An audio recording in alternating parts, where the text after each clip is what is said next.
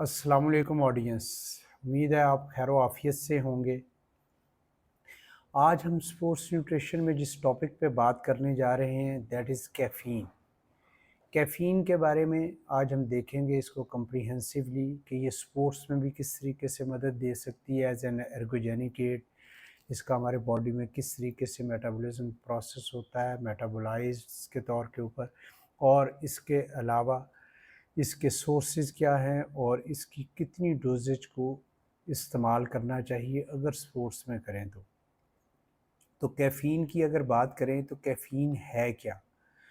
तो ये it is a natural stimulant most commonly found in coffee, T, chocolate and various energy drinks and supplement. It is widely consumed worldwide for its stimulating effects on the central nervous system, enhancing alertness and reducing fatigue. कि ये जिन दो वजूहात की बुनियाद पे इस्तेमाल किया जाता है कि रिडक्शन ऑफ फटीग और इन्हांसिंग अलर्टनेस। अगर आपको याद हो तो हमने एनर्जी ड्रिंक्स में इसके सिलसिले में बात की थी। It is one of the major constituent of energy drinks. और ये स्पोर्ट्स ड्रिंक्स और एनर्जी ड्रिंक्स की जब हम फ़र्क की बात करते हैं तो उसके पीछे एक बड़ा फ़र्क ये भी है कि एनर्जी ड्रिंक्स का पार्ट होते हैं caffeine. Caffeine can be powerful ergogenic aid कि इसके ज़रिए हम स्पोर्ट्स में भी मदद ले सकते हैं, enhancing endurance, strength and cognitive performance. However, its use should be approached with caution considering individual tolerance, potential side effect and regulatory guidelines। कि इसका इस्तेमाल जो है वो बड़ा सोच समझ के करना चाहिए कि ये वर्ल्ड एंटी डोपिंग एजेंसी की तरफ से भी इसके ऊपर रेस्ट्रिक्शन लगाई गई थी, मगर वो बाद में इसको ख़त्म कर दिया गया। मगर इसकी टॉलरेंस को और इसकी जो पोटेंशियल साइड इफ़ेक्ट्स हैं उसको मद्देनज़र रखते हुए प्लेयर को इसका इस्तेमाल करना चाहिए।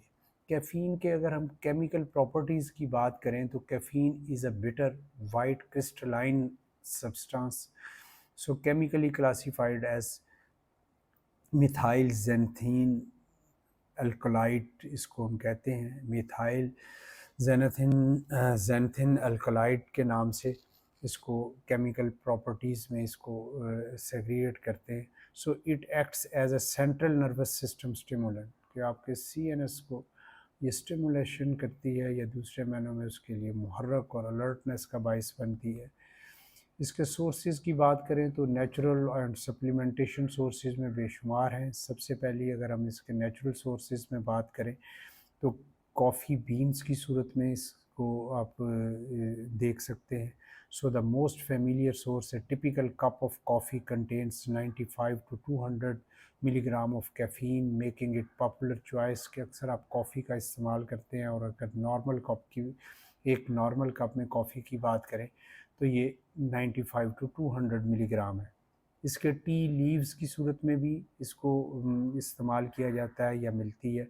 सो both black and green tea in addition to the caffeine contents जो कि टिपिकली हम कहते हैं कि इट्स अबाउट 30 to 70 मिलीग्राम पर कप में मौजूद होते हैं, are also rich in antioxidants offering potential health benefit. इसके अलावा कोका बीन्स की सूरत में इसका नेचुरली ये पाई जाती है। These are used in chocolate and cocoa products and they have varying caffeine contents. इसमें 10 से 60 मिलीग्राम पर सर्विंग आपको इसमें कैफ़ीन मिलती है।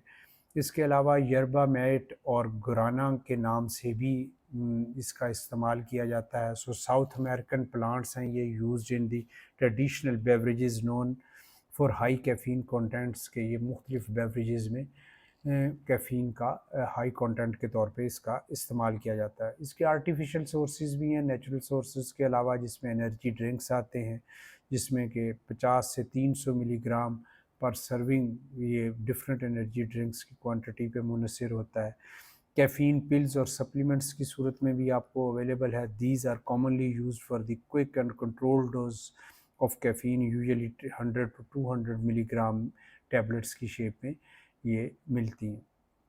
सॉफ्ट ड्रिंक की सूरत में भी इसको अक्सर देखा जाता है, जो हम डिफरेंट कोक, पेप्सी या अदर बेवरेजेस में इसका इस्तेमाल करते हैं, such as colas which typically contain 30 to 60 milligram पर कैन जो है इसमें कैफ़ीन होती है। सो कैफ़ीन की अगर बात करें इसके बॉडी में मेटाबॉलिज्म की और एलिमिनेशन की, तो कैफ़ीन की is metabolised in the liver into three primary metabolites, के ये तीन मेटाबोलाइट्स की सूरत में हमारे लिवर में इसका मेटाबॉलिज्म होता है। और वो तीन प्राइमरी जो हैं वो पैराजेंथाइन की सूरत में, जो मोस्ट इम्पॉर्टेंट और मोस्ट इन क्वांटिटी पार्ट होता है 84% है, जबकि थियोब्रोमिन की सूरत में ये 12% है, जबकि थियोफाइलिन की सूरत में ये 4% है। सो इसका मेटाबॉलिज्म जो है लिवर में है, और इसका जो इसके प्राइमरी मेटाबोलाइट्स जो हैं वो तीन हैं, पैराजेंथाइन, थियोब्रोमिन और थियोफेलाइन की सूरत में। इसकी अगर एब्जॉर्प्शन की बात करें कैफ़ीन की हमारे बॉडी में, तो ये रैपिडली एब्जॉर्ब होती है फॉलोइंग औरल कंजम्पशन के, जब हम इसका इस्तेमाल करते हैं।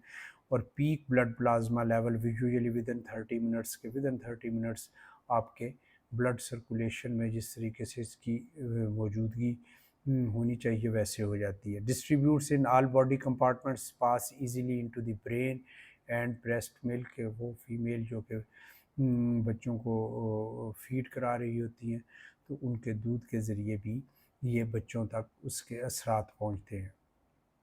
इसके बॉडी में मेटाबॉलिज्म और एलिमिनेशन की बात करें, तो जैसे कि हमने कहा कि इसका मेटाबॉलिज्म जो होता है लिवर में होता है, और इसकी एक्सक्रीशन जो होती है हमारे बॉडी से वो थ्रू यूरिन होती है। ये हमारे बॉडी में इसका कितने देर तक असरात रहते हैं, ये पर्सन टू पर्सन मुख्तलिफ कंडीशंस में ये इसका दौरानिया डिफरेंट होता है। जैसे कि अगर हम बात करें तो एडल्ट्स जो होते हैं उनके बॉडी में 3 से 5 घंटे तक इसके असरात रहते हैं इसके इस्तेमाल के बाद, जबकि चाइल्ड लेस दैन 6 मंथ जो होते हैं उनमें 24 आवर्स असरात रहते हैं। और ये अक्सर जो बेबीज़ मदर फीड पे होते हैं उनके उनमें ये वाले इस तरीके के असरात जो हैं वो देखे गए हैं। जबकि ड्यूरिंग प्रेगनेंसी अगर ख़वातीन इसका इस्तेमाल करें तो उनके बॉडी में 7 से 8 घंटे तक इसके असरात रहते हैं।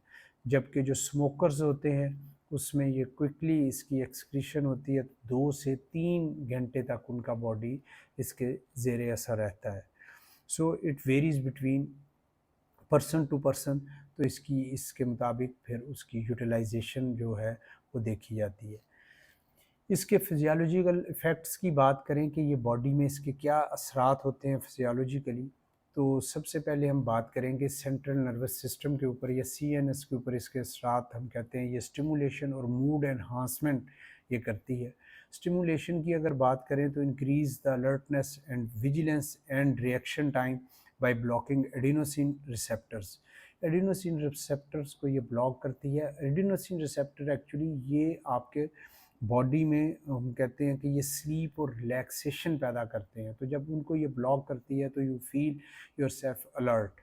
इसके अलावा मूड एनहांसमेंट में बात करें तो can elevate mood and improve cognitive function such as memory and concentration, कि आप तवज्जो और दिलजमी के साथ काम करने में आप अपनी बेहतर परफॉर्मेंस दिखाते हैं cognitively.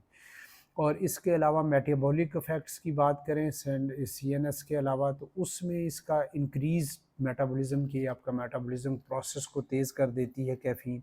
So enhances BMR adding in calorie burning, जिसकी वजह से ये इसकी कैलोरीज़ की बर्निंग में ये आपको मदद देती है। इसके अलावा फ़ैट ऑक्सीडेशन में ये हेल्प करती है, इसी वजह से फ़ैट मेटाबॉलिज्म में ये मदद देती है, जिसकी वजह से इसको ओबेसिटी के में बाज़ लोग जो है इसका इस्तेमाल करते हैं इसका, ताकि फ़ैट मेटाबॉलिज्म जो है वो बेहतर हो। So promotes the break down of fat cells for energy which is useful in weight management and endurance sports. इसके फिजियोलॉजिकल इफ़ेक्ट्स में बात करें तो मस्कुलर एंड परफॉर्मेंस इफेक्ट्स की बात करें तो उसमें मसल कॉन्ट्रैक्शन में ये हेल्प करती है और एंड्योरेंस एंड स्ट्रेंथ में ये हेल्पफुल होती है। सो मसल कंट्रैक्शन की बात करें तो force of muscle contraction by increasing calcium ion availability, तो ये कैल्शियम आयन अवेलेबिलिटी की वजह से इसकी मसल कंट्रैक्शन में हेल्पफुल होती है, और जिसकी वजह से ये स्ट्रेंथ और एंड्योरेंस स्पोर्ट्स में आपके लिए हेल्पफुल है। So reduces perceived exertion allowing the improved performance in both endurance and high intensity activities. अगर कार्डियोवास्कुलर सिस्टम के पॉइंट ऑफ व्यू के साथ बात करें तो जैसे कि हमने कहा कि ये आपकी एफिशिएंसी जो है एंड्योरेंस स्पोर्ट्स में बेहतर करती है। So heart rate and blood pressure के सिलसिले में अगर बात करें तो temporarily increase the heart rate and blood pressure which can be beneficial in control doses but may pose risk at high level. ख़ास करके वो लोग जिनको कार्डियोवास्कुलर डिजीज़ के चांसेस हैं तो वो उसमें हाई डोजेस का में ये बड़ा इंपॉर्टेंट होता है कि you have to be careful.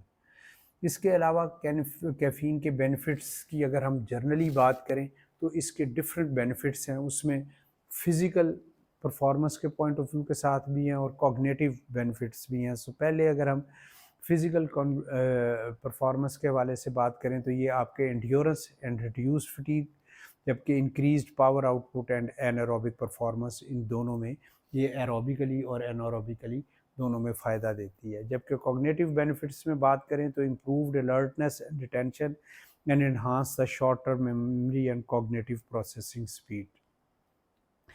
इसके अलावा इसके बेनिफिट्स में एक बड़ा मेजर बेनिफिट्स जो कि अक्सर स्पोर्ट्स पर्सन या कॉमन पर्सन लेते हैं इसको वेट मैनेजमेंट में। सो वेट मैनेजमेंट में it's appetite suppression and increase the metabolic rate, so enhance the fat oxidation during physical activity. जबकि मूड एंड मेंटल हेल्थ के पॉइंट ऑफ व्यू के साथ बात करें तो ये एलिवेट करती है आपका mood and reduce risk of depression, while potential protective effects against the neurodegenerative diseases like Alzheimer's and Parkinson के पार्किंसन और ये अल्जाइमर दोनों डिजीज़ में, अल्जाइमर में आपकी मेमोरी को जो है वो लॉस होने के चांसेस जो होते हैं पार्किंसन जिसमें कि आपकी जो है बॉडी की जो मूवमेंट है जो होती है वो होती रहती है, उसके लिए पार्किंसन का नाम दिया जाता है। तो इन दोनों को में बचाने में ये आपको हेल्पफुल होती है। तो इसके साइड इफ़ेक्ट्स की या रिस्क्स की बात करें तो वो भी डिफरेंट हैं और डिफरेंट हवालों से हैं। अगर कार्डियोवास्कुलर पॉइंट ऑफ व्यू के साथ बात करें तो क्योंकि इसके साथ आपका ब्लड प्रेशर और हार्ट रेट थोड़ा सा बढ़ जाता है, तो be careful while you are having the such any sort of cardiovascular problem. So elevate heart rate and blood pressure and potential arrhythmias in sensitive individuals के उनका हार्ट रेट जो ख़ास करके वो जो कि इनको हार्ट की प्रॉब्लम है वो बढ़ने के चांसेस होते हैं, उसके लिए हम arrhythmias का वर्ड यूज़ करते हैं। इसके अलावा स्लीप डिस्ट्रप्शन के इसका साथ आपकी नींद जो होती है मुतासर होती है क्योंकि ये आपको में अलर्टनेस पैदा करती है। So interference with the sleep pattern, so leading to insomnia and reduce the sleep quality. इसके अलावा गैस्ट्रोइंटेस्टाइनल इश्यूज होने के चांसेस है जिसमें स्टमक अपसेट हो सकता है, एसिड रिफ्लक्स के चांसेस हैं and diarrhoea at high doses. जबकि डिपेंडेंस एंड विदड्रॉल्स के बहुत ज़्यादा जब आप इसकी हैबिट डेवलप हो जाती है या दूसरे मायने में जब आप ज़्यादा इसका इस्तेमाल करते हैं तो आप इसके ऊपर डिपेंडेंट हो जाते हैं और ये हैबिचुअल हो जाते हैं और फिर जब इसको विदड्रा करते हैं तो उसके साथ प्रॉब्लम्स आती हैं। आपने अक्सर देखा होगा कई लोग जो होते हैं वो कॉफ़ी या चाय वो नहीं पिए तो वो कहते हैं ये हमारा दिन ही नहीं गुजरता, तो ये उनकी डिपेंडेंस होती है। सो development of tolerance and physical dependence, so withdrawal symptoms include headache, fatigue, irritability and depressed mood. तो जब आप इसको ख़त्म करते हैं या छोड़ते हैं तो ये है। इसके अलावा एंग्जाइटी एंड जिटर्स के हवाले से अगर बात करें तो high doses can exacerbate the anxiety disorder and cause nervous system and jitterness के आपको फील करेंगे कि you are feeling some sort of, ख़ास करके कॉग्निटिव एंग्जाइटी और डिप्रेशन बढ़ने के चांसेस होते हैं और आप जिटरनेस की कैफियत होती है, आप छोटी छोटी चीज़ बातों पे इरिटेट हो जाते हैं।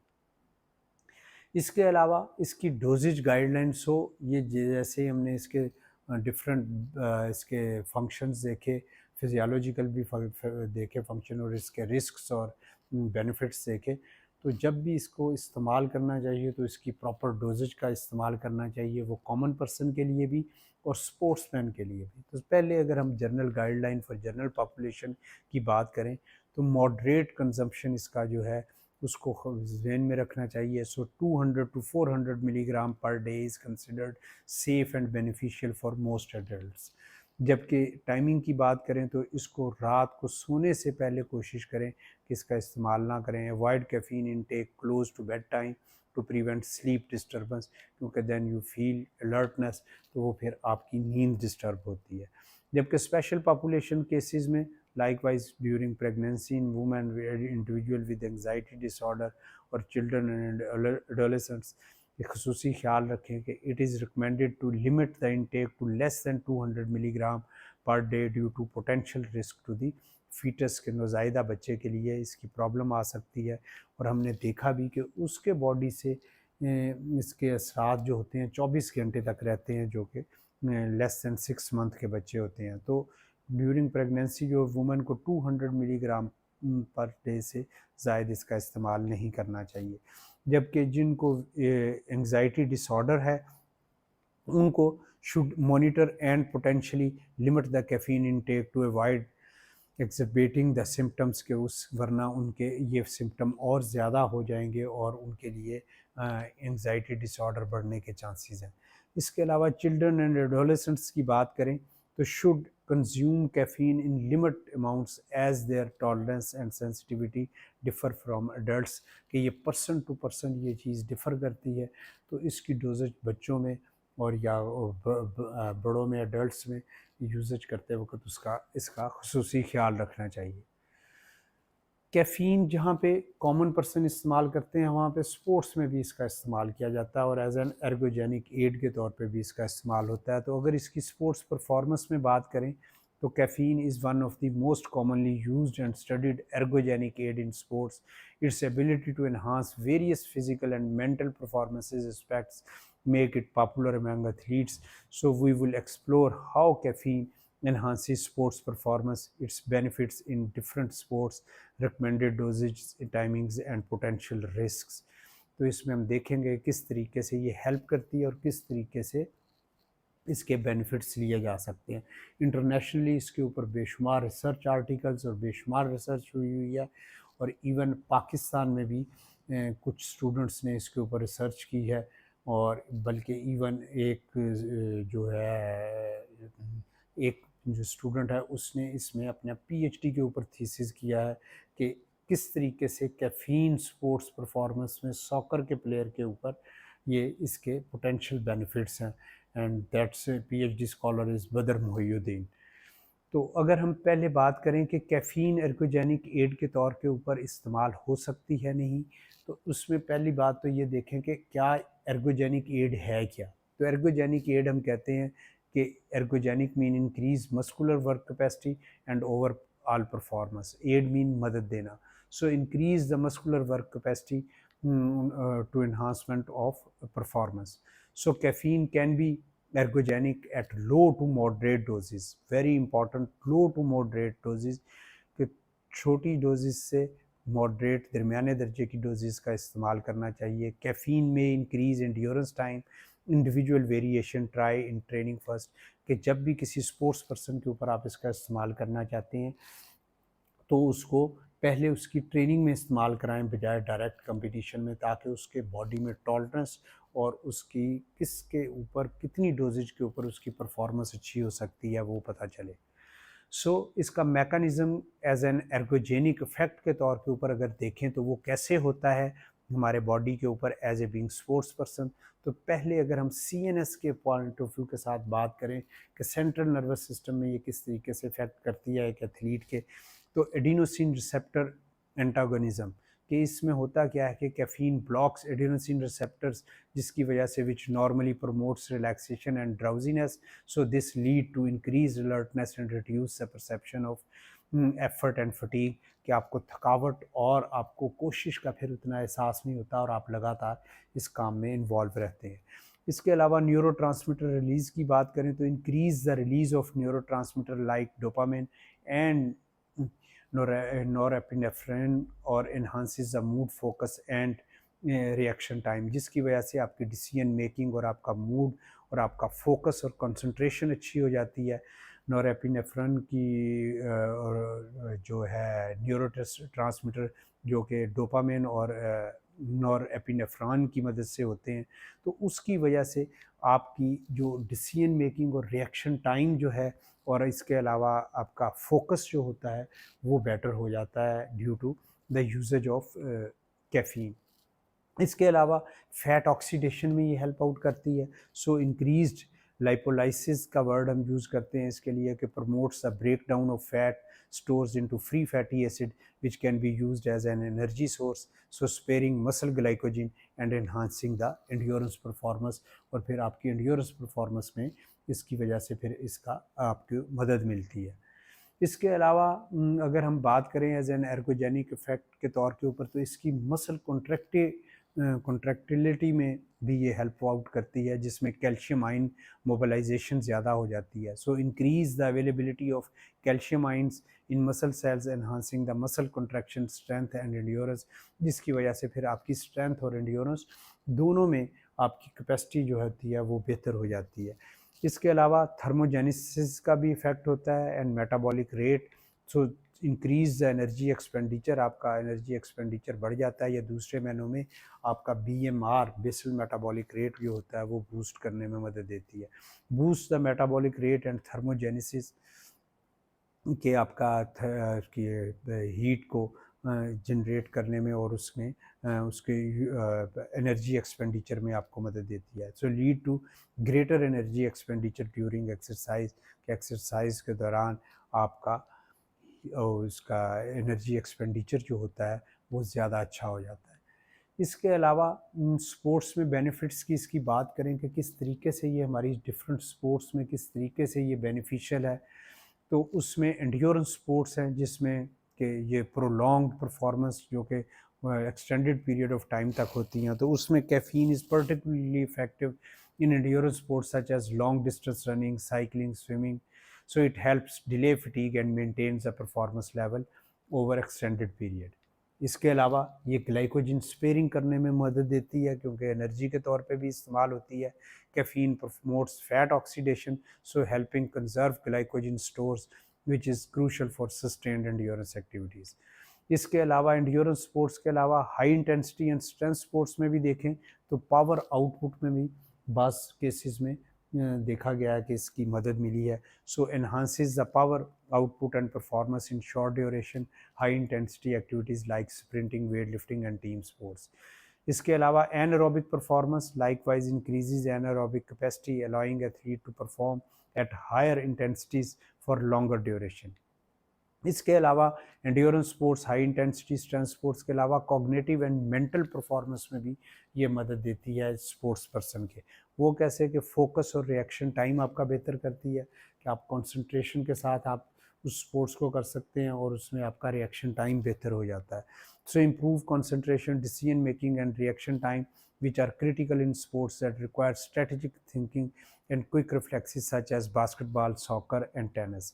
इसके अलावा रिड्यूस्ड परसीव्ड एक्सर्शन RPE की अगर बात करें तो lowers the perception of effort and pain enabling athletes to push through physical discomfort, के प्लेयर जो होता है उसको उतना थकन का एहसास या एफर्ट का उतनी ज़्यादा प्रॉब्लम नहीं होती, जिसकी वजह से ये प्लेयर जो होता है for longer period of time जो होता है वो आगे डिलीवर कर सकता है।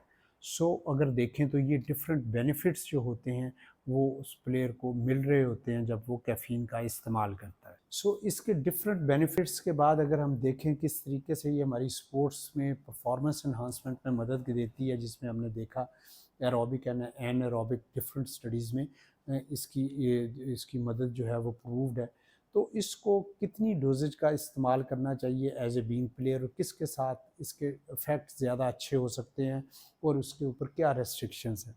तो उसमें अगर हम डोजेज की बात करें तो जनरल रिकमेंडेशन ये है कि effective doses typically range 3 to 6 milligram per KG of your body weight, कि 3 से 6 milligram per KG of your body weight इसके रिजल्ट सबसे अच्छे देखे गए हैं। जैसे कि एक 70 किलोग्राम का शख्स जिसका कि 154 पाउंड वज़न है, this equates approximately 210 to 220 milligram of caffeine, के 210 से 420 मिलीग्राम कैफ़ीन का अगर वो इस्तेमाल करता है तो that would be fine for him और हर। इंडिविजुअल वेरिएशन की बात करें तो athletes should experiment with different doses in training to determine their optimal intake and tolerance. कि एथलीट को चाहिए कि वो अपनी ट्रेनिंग में करके देखे 2 मिलीग्राम, 3 मिलीग्राम, 4 मिलीग्राम या 5 या 6 milligram per KG of his और हर बॉडी वेट। तो जिसमें उसका रिजल्ट सबसे अच्छा या जो जिसके साथ उसके बॉडी में कोई सच प्रॉब्लम ना आए, तो उसके मुताबिक उसको चाहिए कि वो उसका इस्तेमाल करे, और मैचेस में भी और फिर ट्रेनिंग में भी। तो टाइमिंग की अगर बात करें तो इसमें प्री एक्सरसाइज और ड्यूरिंग एक्सरसाइज दोनों सूरतों में इसमें भी ट्रेनिंग में पहले इसका इस्तेमाल करके देखे और फिर उसका उसके मुताबिक इस्तेमाल करे स्पोर्ट्स में। So caffeine should be consume 30 to 60 minutes before exercise to allow peak blood concentration during performance. क्योंकि हमने देखा है कि ये इसका जो इफ़ेक्ट जो है बॉडी में विद इन 30 मिनट्स जो है पीक ब्लड प्लाज्मा में ये जो है इसका इफ़ेक्ट देखा जाता है। तो एटलीस्ट 30 से 60 मिनट्स बिफोर जो है इसका इस्तेमाल करना चाहिए। ड्यूरिंग एक्सरसाइज की बात करें तो फॉर प्रोलॉन्ग्ड एंड्योरेंस इवेंट के वो जिसमें कोई अबाउट 60 to 90 मिनट्स से ज़्यादा के इवेंट्स होते हैं, कंज्यूमिंग स्मॉलर डोजेज 1 से 2 milligram per KG during the events can help maintain performance level. तो वो जो कि लॉन्गर पीरियड ऑफ टाइम के एंड्योरेंस इवेंट्स हैं, तो उसमें अगर चाहे तो ये 1 से 2 milligram per KG of his और हर बॉडी वेट वो कैफ़ीन का इस्तेमाल कर सकते हैं। सो कैफ़ीन के स्पोर्ट्स में अगर सोर्सेज की बात करें तो नेचुरल सोर्सेज भी हैं और आर्टिफिशियल सोर्सेज भी हैं। नेचुरल सोर्सेज में बात करें तो कॉफ़ी है, टी है, यरबा मेट या जिसको गुराना भी कहते हैं, आर कॉमन नेचुरल सोर्सेज, ये इसके नेचुरल सोर्सेज हैं। जबकि सप्लीमेंट्स में बात करें तो कैफ़ीन की पिल्स आती हैं, एनर्जी जेल्स हैं, प्री वर्कआउट सप्लीमेंट्स हैं, प्रोवाइड द कंट्रोल डोजेज। जबकि एनर्जी ड्रिंक्स की बात की जहाँ पे हमने तो often used for their convenience and additional energy boosting ingredients, उसमें कैफ़ीन के अलावा और भी एनर्जी उनके इंग्रेडिएंट्स होते हैं जो कि एनर्जी को बूस्ट करते हैं। तो आप मुख्तलिफ़ अंदाज से इसके सोर्सेज का यूज़ कर सकते हैं स्पोर्ट्स में, वो नेचुरल सोर्सेज में भी, सप्लीमेंट्स में भी और एनर्जी ड्रिंक्स में भी। सो कैफ़ीन के अगर हम बात करें कि क्या वाकई इसके कोई इफ़ेक्ट हैं, तो जैसे मैंने कहा कि डिफरेंट स्टडीज़ हैं, different article and different researches prove करती हैं कि वाकई कैफ़ीन के इफ़ेक्ट्स हैं। So increased time to fatigue in prolonged और या मॉडरेट इंटेंसिटी एक्सरसाइज में, बिल्कुल ये रिसर्च में ये चीज़ प्रूव हुई है। इसके अलावा no effect on repeated sprint heavy exercise, उसमें कोई एज सच इतने ज़्यादा अच्छे प्रॉमिसिंग रिजल्ट्स इसके नहीं आए हुए जो कि हाई इंटेंसिटी की बहुत ज़्यादा एक्सरसाइजेज है। कैफ़ीन के अगर इंड्योरेंस पॉइंट ऑफ व्यू के साथ रिजल्ट्स की बात करें तो इंटरनेशनली जो रिसर्च आर्टिकल्स हमें बताते हैं तो उसमें देखा गया है कि 4.2 सेकेंड्स फास्टर 1.5 किलोमीटर रन में। तो ये 1.5 किलोमीटर की अगर रेस में देखा जाए तो जिन्होंने कैफ़ीन का यूजेज किया उनका टाइम जो था 4.2 सेकेंड फास्टर आया। इसके अलावा जो 5 किलोमीटर जो रनिंग थी उसमें 1 से 3% फास्टर टाइम आया जिन्होंने कि इस्तेमाल नहीं की थी। जबकि 8 किलोमीटर में 24 सेकेंड फास्टर टाइम आया। जबकि अगर 10 किलोमीटर रेस में देखा गया तो 50 सेकेंड टाइम आया। ये देखने में तो सेकेंड्स नज़र आ रहे हैं, मगर ये जब हम स्पोर्ट्स की बात करते हैं तो फ्रैक्शन ऑफ सेकंड्स में वर्ल्ड रिकॉर्ड बनते हैं और टूटते हैं। So it's a bigger difference, ये काफ़ी बड़ा डिफरेंस है। इसके अलावा 10 किलोमीटर मिलिट्री पार्क पैक मार्च में भी ये इसका टाइमिंग इम्प्रूव देखी गई, मगर 21 किलोमीटर रेस या दूसरे महीनों में अगर हम कहें कि जो बहुत लंबी रेसेस हैं या मैराथन टाइप हैं तो उसमें इसके कोई ऐसा इतने अच्छे इफ़ेक्ट्स नहीं हैं।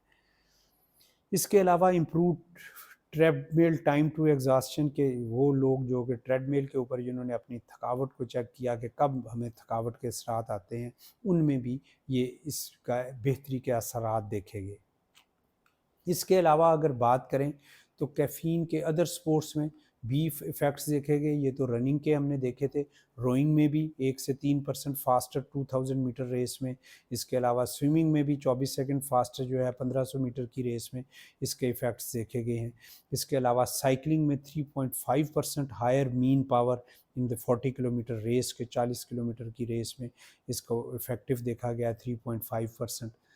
सो मगर इसका जब आप इस्तेमाल करते हैं तो इसका आपने ये भी ख्याल रखना है कि ये वर्ल्ड एंटी डोपिंग एजेंसी के अंडर इसकी इसकी ये रहा है ऑब्जर्वेशन के अंडर, और इसको बैन आइटम की लिस्ट में भी शामिल किया गया था, मगर 2006 के बाद इसको निकाल दिया गया।